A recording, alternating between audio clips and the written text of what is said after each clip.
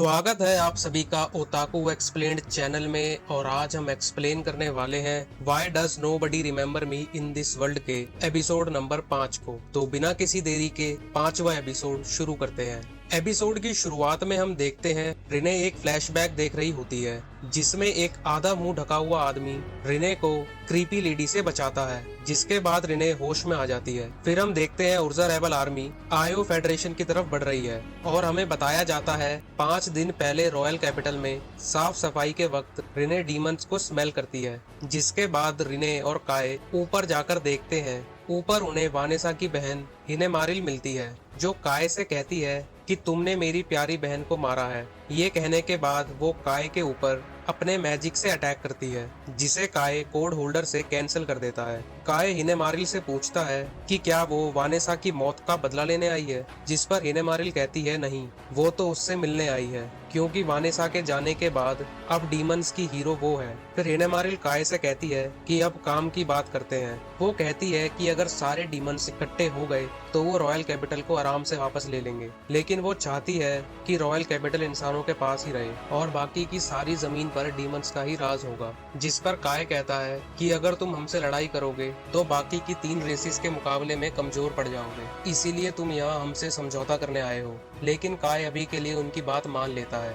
जिसके बाद हिनेमारिल जाते हुए उनसे कहती है कि अगर वो सेलेस्टियल्स के पास जा रहे हैं तो लॉर्ड ऑफ हेवन अल्फ्रेया से बचकर रहें, क्योंकि अल्फ्रेया कुछ टाइम से अजीब बिहेव कर रहा है। फिर कहानी प्रेजेंट में आती है, जहां हमें पता चलता है कि सेलेस्टियल्स एक अलायंस रेस है जिसके अंदर एल्व्स, ड्वार्फ, फेरीज और एंजल्स आते हैं। काय कहता है कि वो इंसानों से ज्यादा डरपोक और चालाक होते हैं और वो लड़ाई में पावरफुल मैजिक आइटम यूज करते हैं। तभी रिने को कुछ महसूस होता है। वो गाड़ी के सनरूफ को खोलकर देखती है कि एक मिथिकल बीस्ट उनके पीछे आ रहा है, जिसके बाद रेबल आर्मी ड्रैगन के ऊपर फायर करती है, जिससे कि ड्रैगन को कुछ नहीं होता। फिर रिने अपने मैजिक से ड्रैगन पे अटैक करती है, लेकिन काय सबको ऐसा दिखाता है कि उसने ड्रैगन पे फायर करा है, जिससे रिने की पहचान सुरक्षित रहे। रिने के अटैक के बाद वो ड्रैगन वहाँ से चला जाता है, जिसके बाद जिना अपनी टीम को रात में आराम करने के लिए बोलती है। सुबह होते ही वो दोबारा आयो फेडरेशन के लिए निकलते हैं। वहाँ पहुंचकर वो देखते हैं कि ह्यूमन सिटी को एल्वेन फॉरेस्ट से दफना दिया गया है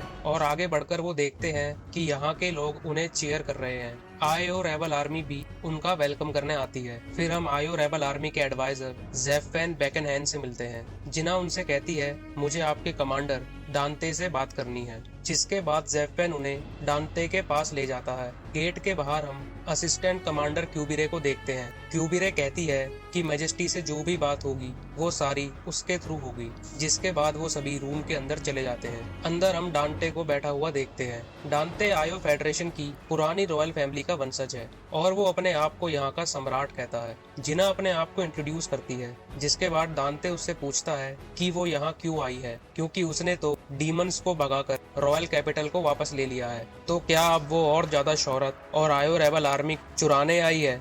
जिना कहती है हम यहाँ इसीलिए आए हैं क्योंकि आयो फेडरेशन ने हमसे मदद मांगी थी। डांते कहता है कि उसके जूनियर्स ने उससे बिना पूछे ये फैसला लिया, इसमें उसकी कोई सहमति नहीं थी। जिना उससे पूछती है कि क्या वो सेलेस्टियल्स के राज में खुश है। डांते कहता है बिल्कुल नहीं। फिर जिना कहती है कि फिर तो तुम्हें फर्क नहीं पड़ना चाहिए कि शोहरत कौन लेकर जा रहा है, और वो कमांडर को सलाह देती है कि जब वो सेलेस्टियल्स को हराकर आयो फेडरेशन वापस ले लेंगे तो तुम्हारे जूनियर्स और यहाँ के लोग ये डिसाइड करेंगे कि किसको सम्मान दिया जाएगा और उन दोनों का इसमें कोई से नहीं होगा। फिर जिना उससे कहती है कि अगर उसे सम्मान चाहिए तो एक कमांडर की तरह बिहेव करना होगा। फिर हम देखते हैं जेफेन सभी को उन जगहों के बारे में बता रहे हैं जहाँ की उन्होंने छानबीन नहीं करी है, जो कि the elven forest, the dwarven village, the fairies hideout और द एंजल्स कोर्ट है। अभी इन सभी को ये नहीं पता कि सेलेस्टियल्स का हीरो कहाँ रहता है। जिना इस छानबीन को लीड करने को कहती है और डांते से आयो रेबल आर्मी के एलीट सोल्जर्स की मांग करती है, जो देखकर सभी सोल्जर्स शॉक हो जाते हैं क्योंकि उनका कमांडर तो बस अपने रूम में ही बैठा रहता है। फिर हम देखते हैं कि जिना एल्वेन फॉरेस्ट पहुंच चुकी है। दूसरी तरफ क्यूबिरे डांते को जिना के खिलाफ भड़का रही होती है। वो कहती है कि कमांडर को पीछे रहकर आर्मी को ऑर्डर देने चाहिए, ना कि फ्रंट लाइन पर रहना चाहिए। ये सुनकर डांते कहता है कि वो ही उसकी सच्ची जूनियर है और हम ये समझ जाते हैं कि क्यूबिरे के साथ कुछ तो गड़बड़ है। फिर हम देखते हैं जिना एल्वेन फॉरेस्ट से वापस आ चुकी है और वो ज़ेफ़ेन को कल सुबह एक स्ट्रेटेजी मीटिंग रखने को बोलती है जिसमें वो एक मैप बनाएंगे। दूसरी तरफ फालिन जिना से नाराज होती है क्योंकि वो फालिन को अपने साथ छानबीन के लिए नहीं लेके गई, क्योंकि जिना को आए और रेबल आर्मी के सोल्जर्स का भरोसा जीतना था। फिर हम देखते हैं जिना सभी को बताती है कि कल की छानबीन की वजह से उन्हें एल्वेन के घूमने की जगह पता चल चुकी है। वो अपनी छानबीन को जारी रखेंगे और जल्द ही हमले की स्ट्रेटेजी बनाएंगे। फिर हम देखते हैं मीटिंग खत्म होने के बाद काय, फालिन और जिना वहां से जा रहे होते हैं।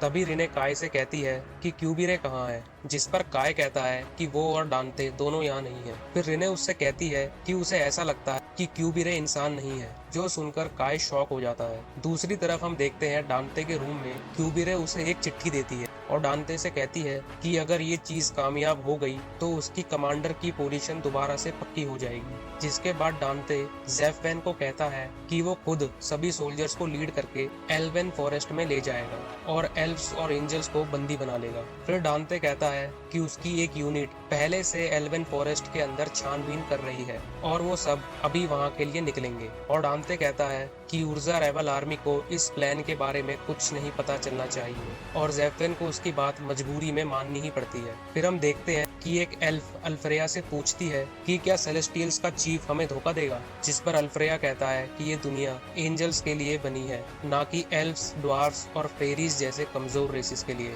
फिर दूसरी एल्फ उससे पूछती है कि आपके पीछे ये मॉन्स्टर कौन है, जिस पर अल्फ्रेया कहता है कि तुम्हें इसके बारे में जानने की कोई जरूरत नहीं है और आज से हमेशा के लिए मैं तुम्हारे साथ अपना रिश्ता खत्म करता हूँ। जिसके बाद ही एपिसोड यहीं खत्म हो जाता है। तो आपको 5वां एपिसोड कैसा लगा, कमेंट सेक्शन में अपने ओपिनियन दीजिए और वीडियो को लाइक और चैनल को सब्सक्राइब करना ना भूलें। धन्यवाद।